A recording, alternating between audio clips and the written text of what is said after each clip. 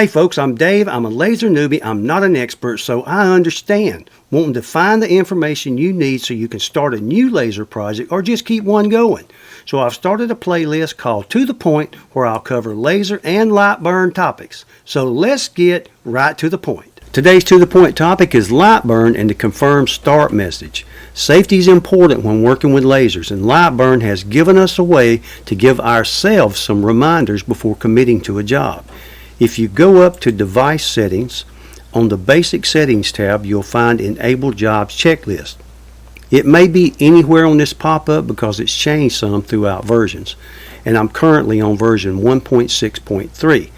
But enable the job checklist, click Edit, put any safety or other reminders you may need in it, then click OK again, and then when you select your job to send to the laser, when you click Start, you'll get those reminders, and this will help you to stay safe and stay on track with your project. And that wraps up today's To The Point topic. Right to the point, folks, and I really hope it was helpful. If it was, please like and subscribe. It'll help the channel grow, and it'll help me to bring you more and better content in the future.